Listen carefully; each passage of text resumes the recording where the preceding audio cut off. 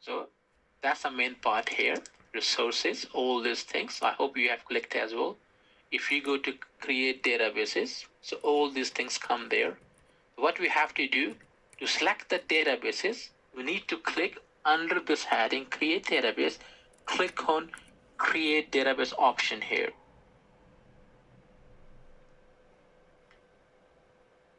Now we have to select different options here. Remember, under the first option, choose a database creation method. We have some standard create and easy creators, right?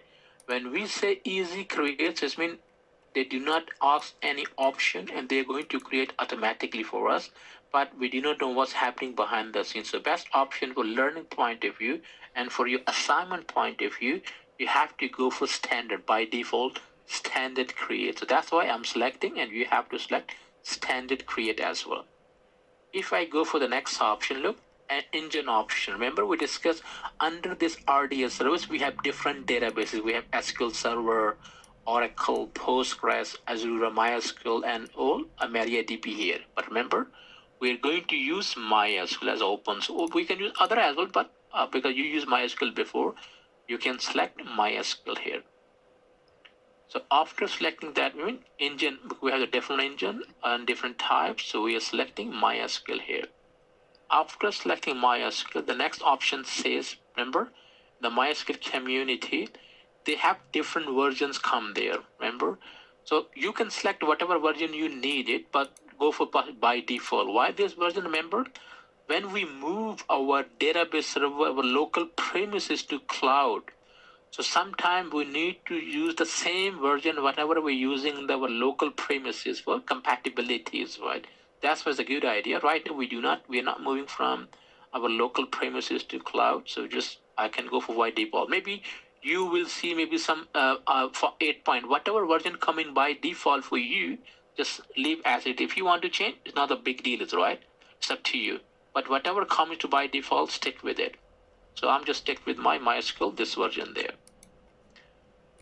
Because that's a template, very, very important concept here. They have given us 3 templates: production, test, development or test environment, and free tier. But remember guys, first understand development, test, and production. Whenever we develop a real database for any company, for maybe our company or maybe some other third-party client, first we develop and test this, right? That's called development test environments. But when development and test environment is successful, then we can move to productions, right? We cannot, that's not a good idea to go to production straight away. Production means when database is live, your user, anybody can use it. But before the development, first we use this environment. But right now, remember, we are using for learning point of view, we have to go for free tier. Do not click this one, do not click this one. We are going for free tier. So when we select the free tier, so it can show whatever database available there for free tier point of view. Because that's after selecting the free tier. If we go for settings here, right? That's called settings. And from here, database instance identifiers, right? So I mean that's the name for your database instance. Remember, we can create many instances as we like it, right? But here we are creating our first instance. So I'm putting any name. For example, I can put here my name there. Or you can, or maybe for example, I can say if I'm creating any kind of HR database, so I can say HR. Here is, right? It's up to you whatever name you want to make for your database instance. It's up to you. That's very, very important. You need to remember this credentials, right? Credential setting, because these things we need whenever we have to connect with our local tool to AWS. So I'm changing something. You can change by yourself, whatever name you needed, guys. I'm putting my name. That's my username there. And remember, you need to remember this username, whatever you select by yourself. And of course, password. You need to remember this password as well, guys. So for easiness, I can put my password. Remember guys, whatever you are putting here, your username and password, you need to note it down, because later on we need this credential there. If you forget them, you cannot connect your database there, which is required for our assignment as well.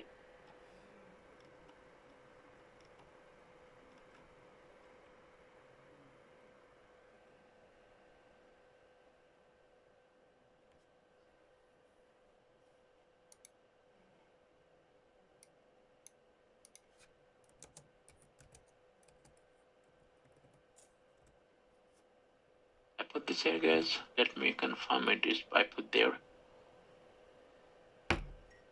It should be a minimum 8 character. So just remember your username and password. Guys, remember, look, DB instance size. Before I discuss about you, whenever you have to look about your database, the purpose can be changed. Maybe it's the data analytic purposes, how much RAM you need, how much CPU you need, that thing come. If you take a look here, by default, everything is disabled here. Why? We only selected feed here. Look, can you see? All things are disabled here. But for example, if I go up, just for demonstration purposes, if I click on guys production, just check it here, what will happen. If I click on production here, if I go down again, you can see that all options are enabled. But remember, it is not a free one. Look, if you need 32 GB RAM, if you need a 64 GB RAM, if you need a 192 GB RAM and 48 CPUs, right? That's very high and very highly priced there. Maybe £1,000 they're going to charge if you're going to use the services there. And of course, they will tell us before whatever charges they're going to charge. But right why I'm just selecting free tier. Do not forget to click on free tier. Then it will eliminate all paid option which we do not want to be charged. Click on free tier. If we go down, we can see just only one option is enabled, which is a free one. Remember, just 1 GB RAM and 1 CPU. But if you work in any real environment, if you have to test against some huge data, maybe a data analytic or maybe a data warehouse, then you have to go for the huge RAM and huge CPU, many CPUs there. So we are just selecting totally free tier. Yes, after doing that part, I'm going for storage. Remember what hardware you're going to use. That's all your hard disk. That's a by default generic purposes. And what hard disk size you need, 20 GB by default for free tier. So I'm going for by default. And enable auto scaling is right. So of course it means that it can be auto scale automatically if you need more space. Right now we're in the free tier, we don't need it. So I'm going to make disable there, right? I don't need it there. And if I go for next part, availability, durability, which the availability zone you need it right now is disabled. Remember why disable? Because we are using free tier, so they're going to put in the whatever available zone there without any choice. If you go for connectivity, remember that's called your security VPC, virtual private cloud, right? Which kind of security group you have to use. That's my by default, right? That's I'm going to use that part here. By default, if I have to create new one, I can create as well. But right now I will go for just by default, whatever they have it there. Because after connectivity, under the connectivity, very, very important. Do not forget, again, do not forget. Click on this additional connectivity configuration. That's we need it. Remember? Additional connectivity, we need it. If we do not click this one, we cannot connect it. If I click additional connectivity, remember security group by default, and this is very, very important. Publicly accessible. By default is no, nobody can access this security point of view, but we need to make them yes, publicly available there. That's, remember guys, you have to select this option there. Two things you have to do here. In the beginning, your username, password, you need to remember, and you did your publicly accessible option must be yes here. After doing that part, remember security group, choose, because we can create new group, but we don't need it. We are using just existing group, whatever exists by default group, just go for that option. We do not have to do. And availability zone, no preference. We do not have to select which zone we need it. Just no, go for it, because we're not using for real environment. We're just testing environment there. And of course, my database port 3306 there. I have to remember this port as well, because later on I need this port to connect with my database from my local tool. After doing that, but guys, database authentication here. Of course, I need password authentication by default, yes. To whenever I have to connect with my database, they will ask me what's your password and username there. So I will go for by default option there. As additional configuration, if I click this option there, very, very important again. when they are going to create my database instance, I say, okay, create my instance, but including create my database as well. So it means we can create database when they have to create my database instance. So I can say my database is my maybe a shopping store.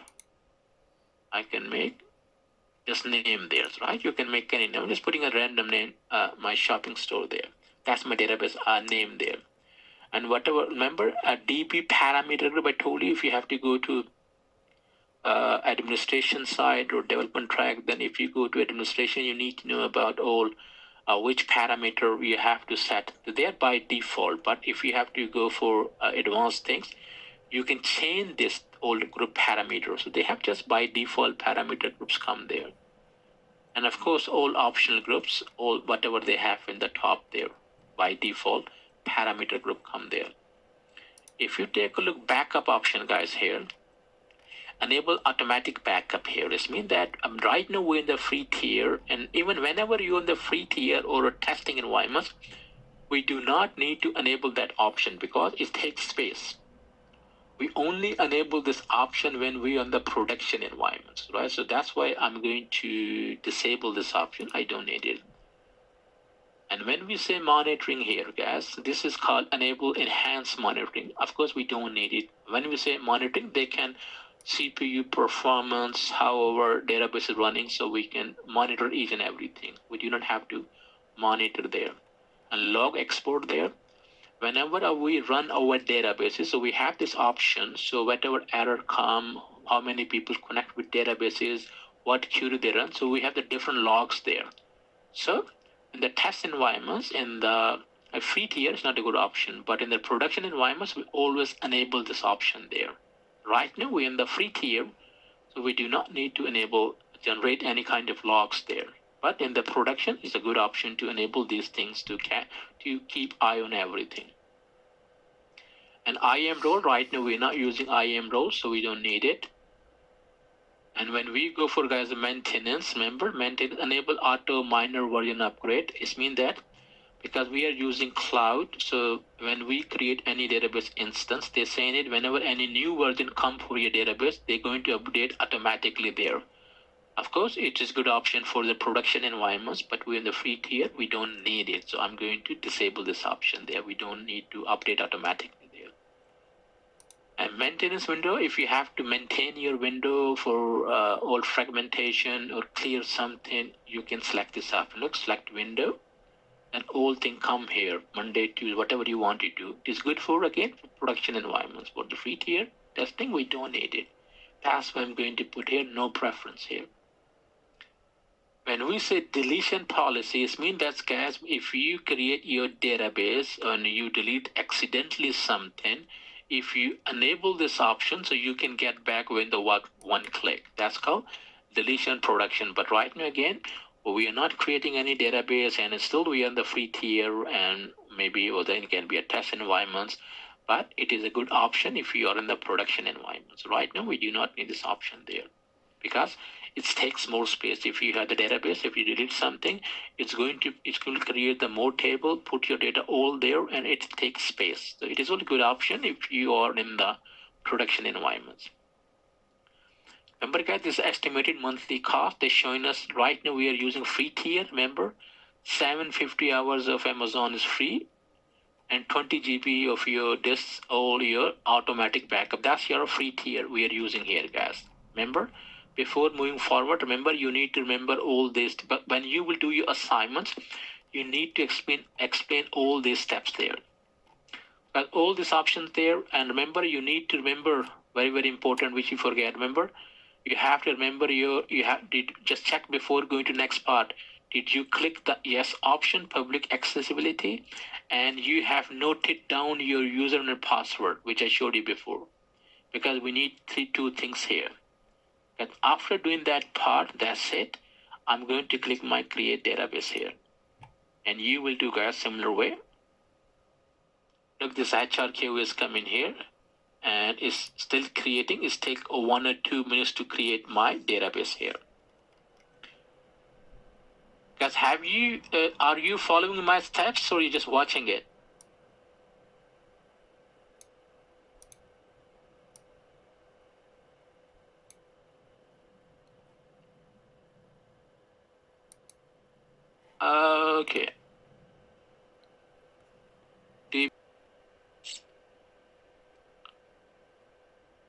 I'm going to databases here and let me see it's created now. Guys, it takes time, right? I hope all people have created it, but now what we need here one more software, guys. It will take some time. For the time being, guys, what you can do here, go to Google's, right? It takes time to create, and we'll come back later on in this point here. Go to Google and type here MySQL Workbench. Remember, MySQL Workbench client download. We have to download that tool because we need to connect to our Amazon databases service from here. I'm going to here. Guys, you have to click here. Remember, download MySQL Workbench MySQL. So kindly go to Google and go to this site, download MySQL, because we have to install Workbench client there. If I click here, so we come on this page here. From this point of view, just you have to download that option there, guys. Download that option and install it. I have installed already. So what you have to do, download this client's 35 MB size. Just download it and run the setup. When you will run the setup, when you will open it, so guys, it will look like this way. That's your welcome to my workbench. So kindly what you have to do, download this software and run the setup. That's it, right? Then we will connect successfully. I'll show you how to do this one here. Okay, welcome now. That's great. I hope, guys, you know what software we needed to connect here. Remember the similar thing they are asking you assignment as well. So I'm demonstrating the similar, whatever you need in your assignment. Okay, guys, after this part, if I go back to my here, still creating, I can refresh and let's see. Guys, now can you see here? My database is available. When it is running fine, it is created successfully. So my status will be available. So you must see this option there, available there. Okay, guys, that's it. Remember? Okay, now what to do here? Now I need some information there. Look, first I need to make sure that my status is available. If it is still creating, you cannot connect it. So first, you must make sure that your status is available here. Second thing, let me go back to my workbench. I hope you have managed to install this software. Now what to do here? Now this is my local machine, guys. I installed on my PC, my laptop. From here, I will connect to my RDS, relational databases, on the cloud. Look, we have different tabs there, right? View, database, tools, script, help, everything is there. If I click on databases, connect to database. Remember, after database tab, you will see connect to database. If I click here, so this option come here. So I just need to know, look, host name. Currently, it is getting my local machine name, like local host. I need it, which one? Where I need to connect it. I need to connect my cloud database. So I go back to get some information from online. I'm going back to my database here. Remember, I come back here. First, I need to make sure it is running. Then how I can get the information, click on your DB instance name. That's my instance name identifier.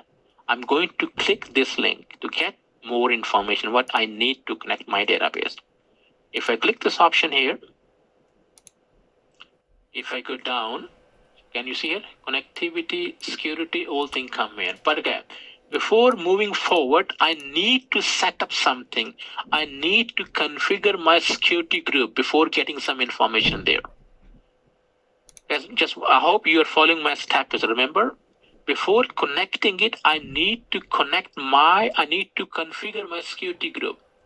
So kindly, when you click on your DB instance, come down under connectivity and security, you have three: endpoint, networking, security. So we have to perform something here right now.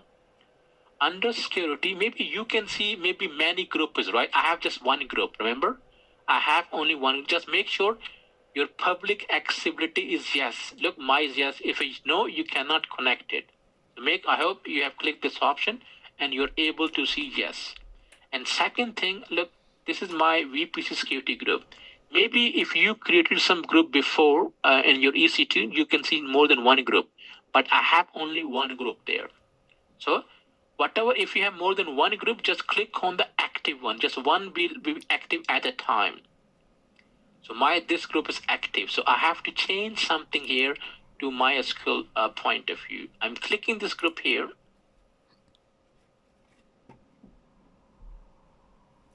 Look, after clicking, it opens all this option there. Security group is come there. After open that part, nothing to do. Just click here. This security name. That's my security group name there. To change something, I'm click this option here. So I will come to this option. Can you see here? Inbound rules and outbound rules there. I have set up already, but I'll show you how you have to do. Under the inbound rule, the right hand side, edit inbound rule. I'm going to change some rule there. I clicked on edit inbound rules. So okay, this option, let me delete this one. Right now, maybe, for example, you cannot see any rule there, right? Maybe if you have it, just as it is. I have no rule there, for example. I'm going to click add rule here. Remember, add rule. From here, I have to select MySQL. Look, MySQL Aurora. Just found that part. Click on this one. I need this rule because I have to connect my TCP protocol. I have to use this one rule. And that's my port range 3306. And from source, I'm doing my IP or anywhere is a good option. Just learning point of view. Remember, guys, you have to change. You have to add the new rule for your inbound rule. I have to select from the type MySQL Aurora by default TCP and a port come, and then anywhere. That's it. And if you go down, click on save rule. That's part done, guys. That's good. It's mean everything is done. Now I can go back to my RDS again. I'm going back to my RDS service. And from left hand side, I have under the dashboard, I have databases. I'm clicking here on my databases. Again, I come here. Now I click in on my DB instance here. Look, I did this part. I have changed this rule. Now what I need this endpoint, right? Remember, under the endpoint and connectivity, I'm copying this my endpoint. This endpoint I need to connect my database. Remember, I'm copying this one. And remember, your port, my port is 3306. I hope you will have the same port. I have copied this part endpoint. I'm going back to my workbench. Remember where I opened the connection. So I'm going to put here host name. I'm going to delete the host name and paste my endpoint here. After that part and the root, remember I told you username, you have to remember it. My username is, I have this username, I used it. And then I have, now if I click OK, it will ask me password I need, which I remember, still remember. If I click on this part, now they're asking me what password which I set up during the database instance creation.